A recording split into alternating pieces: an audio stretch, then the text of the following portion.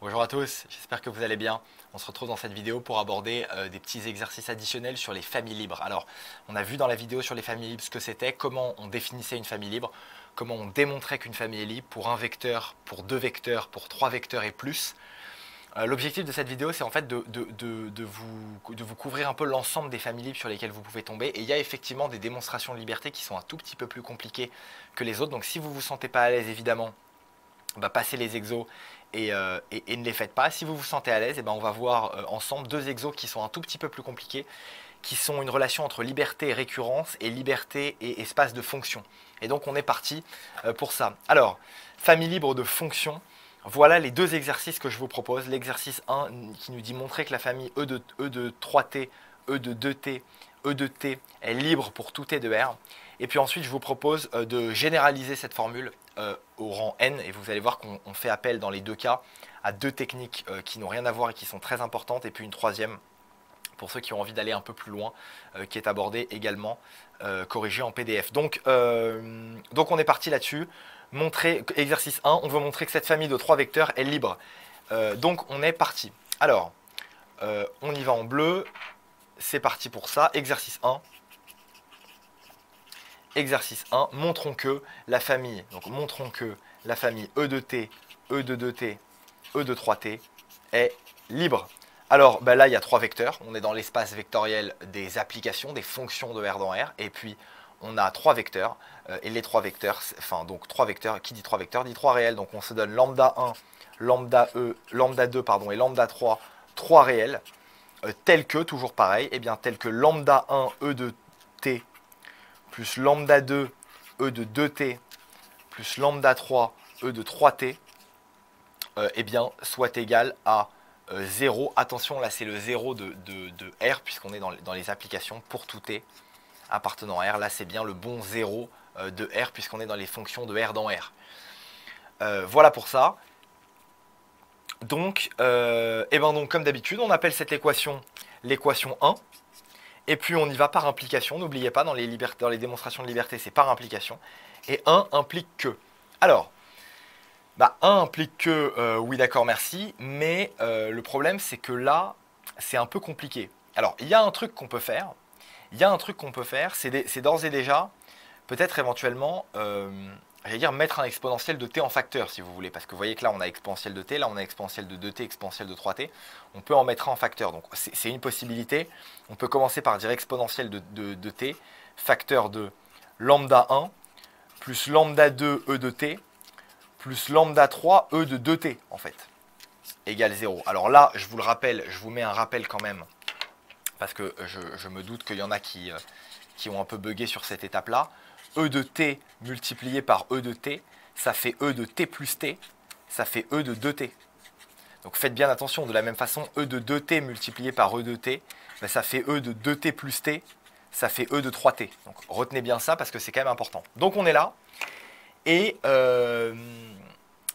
ok, donc ça, E de t, un produit de facteur est nul si et seulement si l'un au moins des facteurs est nul. E de t est différent de 0. Donc on va dire or E de t différent de 0 pour tout t appartenant à R.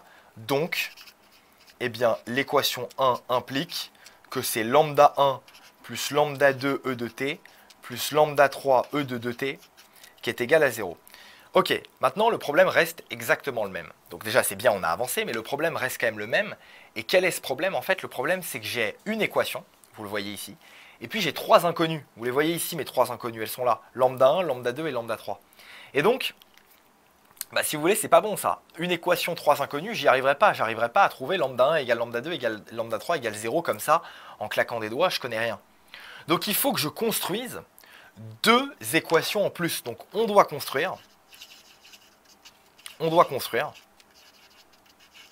2 équations en plus pour avoir un système à 3 équations et 3 inconnus. Donc, et pour pouvoir résoudre en fait, tout simplement. Hein. Donc c'est ça qu'on veut. Donc voilà, j'ai pas écrit droit du tout, mais bon, vous m'avez compris, on doit construire deux équations en plus. Alors pour ça, il y a plusieurs possibilités. Je vous propose la plus classique et ensuite à la fin de l'exo, je vous donne l'autre possibilité, ce qu'on pouvait faire également. Donc en fait, quelle est la plus classique? Eh bien la plus classique, c'est de considérer ici que vous avez une fonction. Et donc c'est une fonction qui est complètement dérivable. Et bien regardez ce qu'on va faire, on va la dériver, tout simplement. On va la dériver une première fois, on va avoir une première ligne, et on va la dériver une deuxième fois, et on va avoir une deuxième ligne. Et donc en dérivant une fois cette équation 1, on a... Alors, qu'est-ce qu'on a?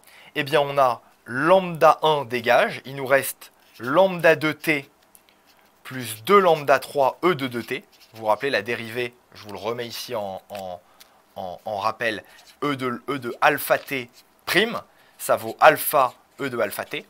Donc on a bien ça, et à droite ça vaut évidemment 0. Et puis en dérivant une seconde fois l'équation 1, donc en dérivant une deuxième fois l'équation, donc cette équation 1, eh bien qu'est-ce qu'on a? On redérive lambda 2t, eh bien ça nous fait lambda 2, plus on redérive ce truc là, ça fait 4 lambda 3, E2, E de combien? E de 2t. Et ça fait encore 0. Et donc vous voyez que là, j'ai une équation, une deuxième équation, une troisième équation. Et bien du coup, je suis tranquille. Je peux très tranquillement aller dire que du coup, l'équation 1, elle implique, puisque comme on a dérivé cette équation, ce sont des implications. Alors, elle implique déjà elle-même, c'est-à-dire lambda 1 plus lambda 2 E de t, pardon, plus lambda 3 E de 2t.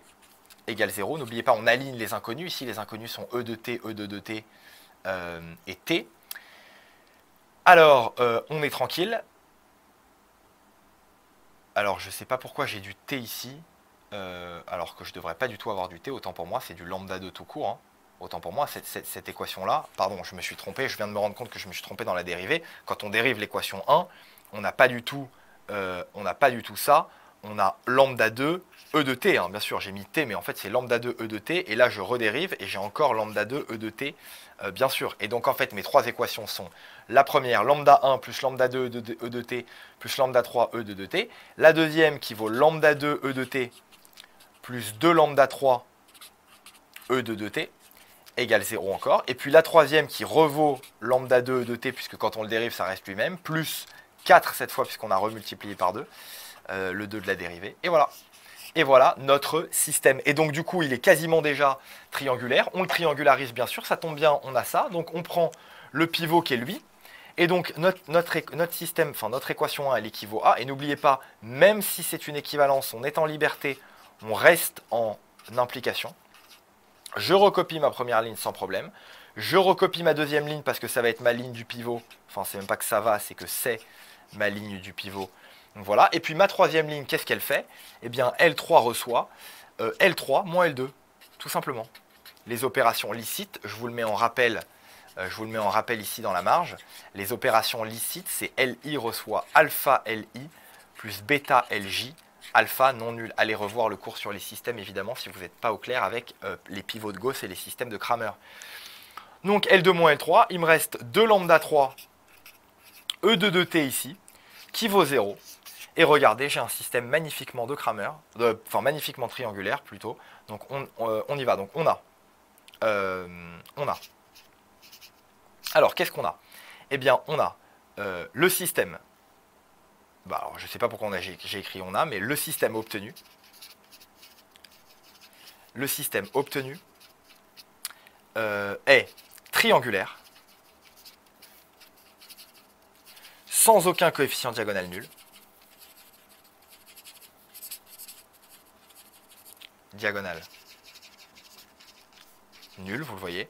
Donc, il est de Cramer.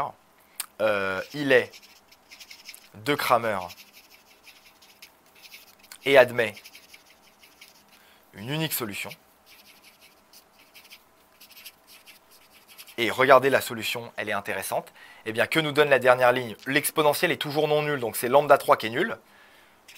Oui, mais si lambda 3 égale 0, Bah du coup, regardez ici, tout ça s'annule, il me reste lambda 2 de t qui est nul. Oui, mais comme exponentielle est toujours non nul, et ben égale lambda 2 et égale lambda 1.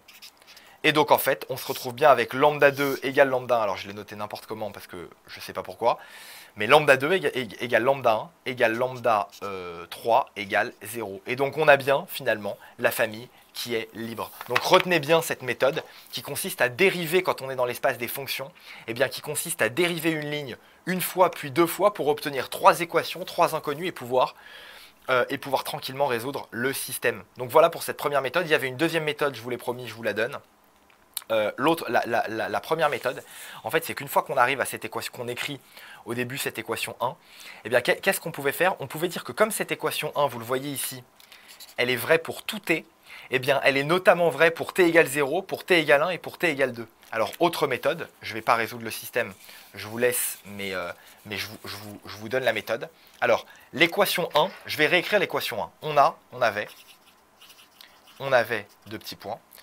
Alors, l'équation 1 qui était lambda 1 e de t plus lambda 2 e de 2t plus lambda 3 e de 3t qui est égal à 0. Et ça, c'était vrai pour tout t appartenant à R. Et là, il me faut, quand bien même je peux remettre ou non en facteur exponentiel de t, ce n'est pas vraiment un problème ici, c'est pour vous montrer la méthode. Et bien, comme cette égalité 1, cette équation 1 est vraie pour tout t, donc 1 est vrai pour tout t appartenant à R, et notamment quoi? Et notamment pour t égale 0, t égale 1, t égale 2. On a alors le système d'équations suivant, et là je récupère toujours ma volonté de récupérer autant d'équations que d'inconnus. Donc on a alors le système suivant.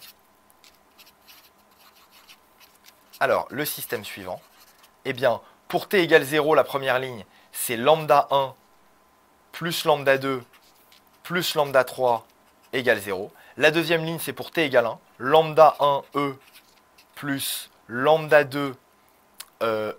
Alors pour t égale 1, ça fait e carré plus lambda 3 e cube égale 0. Et puis enfin, la dernière ligne, c'est... quelle est-elle la dernière ligne? Eh bien, la dernière ligne, elle est pour t égale 2. Et donc, ça... pardon, là, c'était pour t égale 1. Oui, non, c'est ça. Donc pour t égale 2, ça fait lambda 1 e carré plus lambda 2 e4 plus lambda 3 e 2 fois 3, 6. Et voilà. Et donc vous êtes ramené à ce système d'équations. Et donc en fait, il suffit tout simplement d'aller le triangulariser. Évidemment, les inconnus ici sont lambda 1. Donc c'est lui qu'on veut dégager, tout simplement. Et il n'y a pas de problème. Vous retrouvez un système triangulaire qu'on rend de Cramer à travers le pivot de Gauss.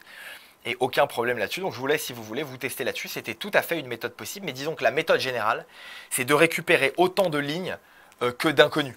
Et donc là, on doit construire deux équations en plus pour avoir trois équations, trois inconnus. C'est ça la méthode générale. Et donc on peut le récupérer. Moi, la méthode que je vous donne est plutôt pas mal parce qu'elle marche tout le temps et souvent elle est très utile parce que plus on dérive, à mesure qu'on dérive, on a des équations, des fonctions qui diminuent entre guillemets de puissance. Donc ça, c'est pas mal. On peut le faire en dérivant, on peut le faire en appliquant à différentes valeurs de t. Voilà, donc on a plusieurs façons de gérer ça. Donc voilà pour ce premier exercice. Et maintenant, le deuxième exercice que je vous laisse, qui est encore plus technique, eh bien, c'est le fait de montrer que la famille, qu'en fait, cette famille, ça, en fait, c'était comme vrai pour 3 rangs. Mais en fait, moi, ce que je veux vous montrer, c'est qu'en fait, la famille qui a x associe e de kx, eh ben, elle est vraie, elle est libre pour tous les cas, et pas seulement pour k égale 1, k égale 2 et k égale 3 ici. Et donc, on va montrer ça. Essayez de vous tester là-dessus, c'est assez astucieux. On va faire plusieurs méthodes. Pareil, il y a deux méthodes. Il y en a une qui fait appel à la récurrence et il y a une autre qui fait appel au polynôme. Donc la récurrence, eh bien, je vous l'upload en PDF parce qu'elle est un peu compliquée. Et la polynôme, on va la faire tout de suite parce qu'elle est assez astucieuse et ça me paraît être la plus utile et la plus économe en temps. C'est la plus facile, c'est celle qu'il faut privilégier ici. Hein. Alors, montrons que, donc exercice 2. Exercice 2. Alors, montrons que pour tout n appartenant à grand N étoiles, eh bien la famille,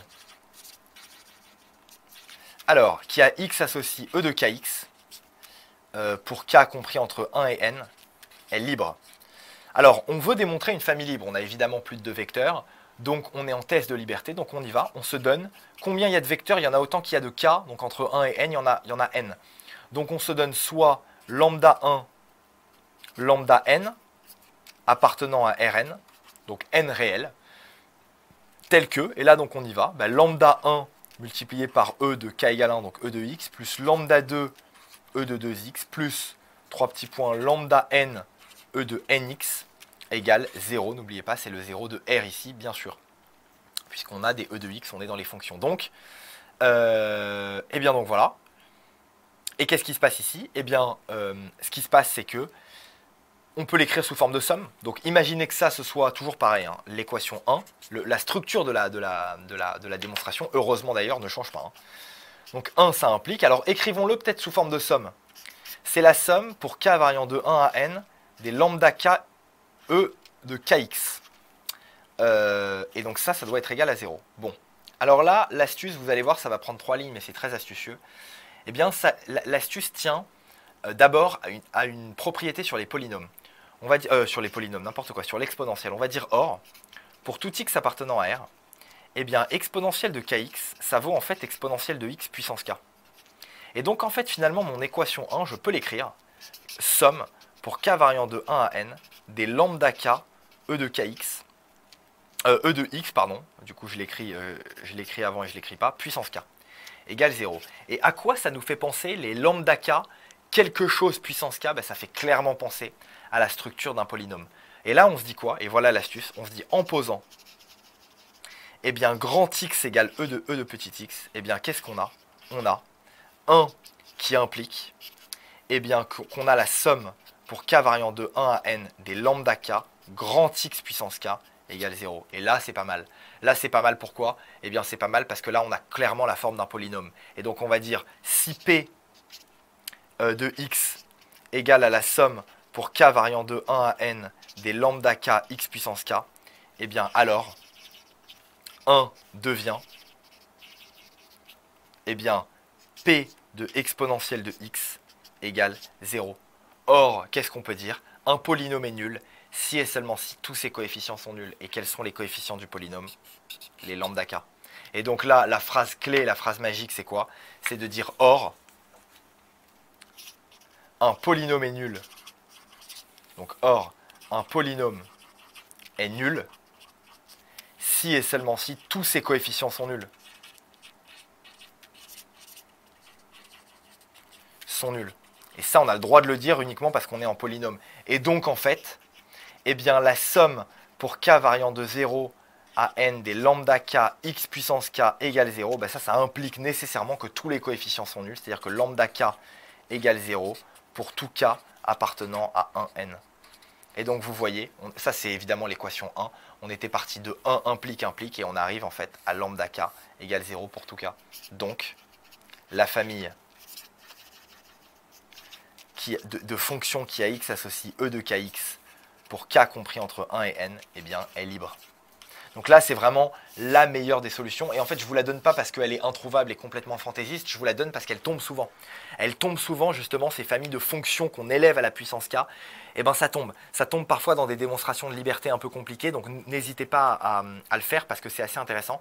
Alors, je vous le donne évidemment pour aller plus loin sur ce chapitre, bien sûr. Mais quand même, c'est assez utile. Et je vous donne une deuxième, enfin, je vous donne une piste sur une deuxième technique encore plus précise, encore plus technique et encore plus, disons, difficile, et je vous uploaderai évidemment le corrigé en PDF, ça c'est vraiment pour ceux qui veulent aller plus loin et se tester.